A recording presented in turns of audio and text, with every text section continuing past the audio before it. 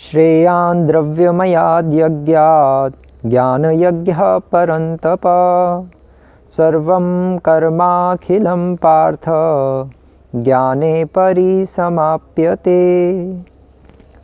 हरे कृष्ण। ये 33वां श्लोक है चौथे अध्याय का। और अब इस श्लोक में भगवान कृष्ण कॉन्टिन्यूशन में, क्योंकि इतने सारे यज्ञों की चर्चा की भगवान ने, खासकर 28वें श्लोक में भगवान कृष्ण ने बताया कि द्रव्य यज्ञा तपो यज्ञ योग यज्ञ तथा परे। इस श्लोक में बताया ना भगवान ने कि द्रव्य यज्ञ होता है, ज्ञान यज्ञ होता है, और स्वाध्याय यज्ञ, योग यज्ञ, तपो यज्ञ। तो अब भगवान कृष्ण इस श्लोक में, जो आज वाला श्लोक है, इसमें भगवान बता रहे हैं कि ये सारे जो यज्ञ हैं इनको द्रव्यों की कैटेगरी में रख दो, और एक यज्ञ होता है ज्ञान यज्ञ।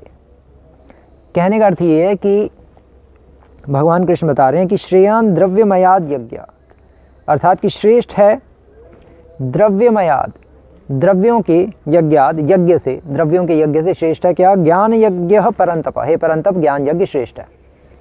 सर्वम कर्माखिलम पार्थ, क्यों? क्योंकि सारे जितने भी कर्म, ये जितने भी यज्ञ हैं, ये सभी का अंत होता है किसमें? ज्ञाने परिसमाप्यते, ज्ञान में ही इनका अंत होता है। कहने का अर्थ ये है कि अगर बिना समझे ये सारे यज्ञ किए जाएंगे तो हमारा जो उसका फल है उस यज्ञ का, वो यथारूप नहीं मिलेगा।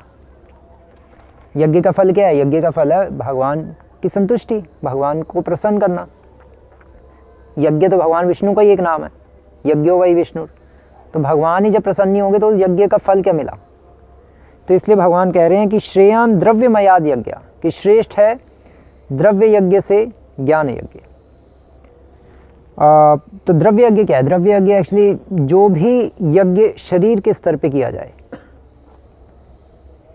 उसके पीछे मोटिव ना समझते हुए, मतलब उसके पीछे हमारा जो मोटिव है उस यज्ञ को करने के पीछे, वो स्पिरिचुअल नहीं है, मटेरियल है। या दूसरे शब्दों में, अगर हमारा उस यज्ञ को करने का लक्ष्य स्वर्ग जाना है और भगवान को प्रसन्न करना नहीं है, तो वो सारे यज्ञ द्रव्य यज्ञ में आ गए। और जिस यज्ञ का लक्ष्य है भगवान को प्रसन्न करना, वो यज्ञ ज्ञान यज्ञ कहलाता है। ये सिंपल भाषा में। लेकिन जिस ज्ञान यज्ञ का लक्ष्य भी अगर भगवान को प्रसन्न करना नहीं है, तो फिर वो ज्ञान कांड में परिवर्तित हो जाएगा, वो ज्ञान कांड बन जाएगा। कर्म कांड, ज्ञान कांड, केवल विषय भांड, वो फिर भक्ति नहीं है। भक्ति तो तब होती है जब हम वेद शास्त्रों को पढ़ें, समझें। ज्ञान यज्ञ तब भक्ति कहलाएगा जब हम वेद शास्त्रों को पढ़ें, समझें, भगवान की प्रसन्नता के लिए, ताकि प्रचार करें और भगवान की शरण में जीवात्मा को लाएं, तो भगवान प्रसन्न होंगे ना, प्रचार के उद्देश्य से, या भगवान को प्रसन्न करने के लिए। क्योंकि हमारी चेतना उन्नत होगी तो हम फिर भगवान को और अच्छी तरह से उनकी सेवा कर पाएंगे एक उन्नत चेतना से। तो ज्ञान, जितने भी यज्ञ, पॉइंट ये है कि जितने भी यज्ञ हैं, अगर वो भगवान को प्रसन्न करने के उद्देश्य से नहीं किए गए, तो वो सभी के सभी कर्मकांड, ज्ञान कांड, केवल विषय भांड, वो सब गलत है, वो सब द्रव्य यज्ञ में आ गए। द्रव्य यज्ञ बहुत बॉडीली प्लेटफॉर्म पे चलता है, ज्ञान यज्ञ सोल के प्लेटफॉर्म पे चलता है, वो स्पिरिचुअल है, द्रव्य यज्ञ मटेरियल है, ऐसे समझ लीजिए। द्रव्य यज्ञ का अर्थ है कि क्या कर रहे हो, और ज्ञान यज्ञ का अर्थ है कि क्यों कर रहे हो, मोटिव क्या आपका, तो उसको ज्ञान यज्ञ कहते हैं। तो भगवान यहाँ पर इसलिए दो तरह के यज्ञों की चर्चा कर रहे हैं। जो नियोफाइट होता है, वो मंदिर में जब घंटी बजाते हुए भगवान को ऑफरिंग करता है, तो उसको वो क्या कर रहा है उसको थोड़ा बहुत पता है। लेकिन जो मध्यम व उत्तम वैष्णव होता है, वो क्यों कर रहा है उसको एग्जैक्टली पता है। वो केवल भगवान को अर्पण करके भगवान को प्रसन्न करना चाहता है, भगवान को सचमुच में भोग लगाना चाहता है। लेकिन कनिष्ठ वैष्णव भोग इसलिए लगाना चाहता है ताकि जल्दी से घंटी बजाओ, ऑफरिंग की प्लेट उठाओ और मुंह में सब कुछ डाल लो और पेट में पचा लो।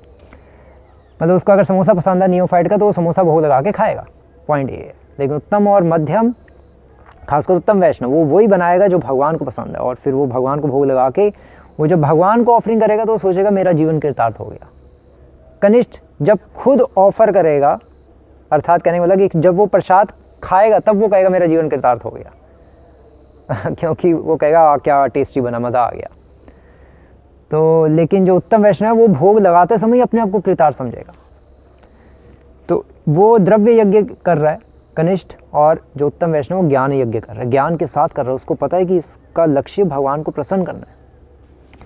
तो इस तरह से हम इस श्लोक को यहाँ समझेंगे। इसलिए एक्चुअली भक्तिवेदांत सरस्वती ठाकुर कहते थे कि अगर हम मंदिर में सेवा ये समझ के नहीं करेंगे कि मैं भगवान की सेवा कर रहा हूँ, भगवान गोविंद की सेवा कर रहा हूँ, कृष्ण भगवान की सेवा कर रहा हूँ, अगर हम ये समझ के नहीं करेंगे और इस फीलिंग के साथ नहीं करेंगे, इस अंडरस्टैंडिंग के साथ नहीं करेंगे, तो फिर अगले जन्म में हम स्वीपर बन जाएंगे, झाड़ू वाला बन जाएंगे, और कुछ नहीं है। क्योंकि हम तो झाड़ू मार रहे थे, झाड़ू मारने से आसक्त हो गए। तो इस तरह से हमें ये चीज़ों को समझना होगा। इसलिए प्रभुपाद जी इसके तात्पर्य के अंत में लिख रहे हैं कि चेतना भेद के अनुसार ऐसे यज्ञ कर्म कभी कभी कर्मकांड कहलाते हैं। अल्टीमेटली लेवल्स ऑफ कॉन्शियसनेस की बात हो रही है, जैसे मैं पिछले श्लोक में बता रहा था। जिसका जो चेतना का स्तर है वो उसी यज्ञ को वो जिसका उन्नत चेतना का स्तर होगा वो ज्ञान यज्ञ में कहलाएगा, और जिसका निम्न चेतना का स्तर होगा वो द्रव्य यज्ञ में कहलाएगा। इस तरह से हम समझेंगे। हरे कृष्ण। श्री प्रभुपाद की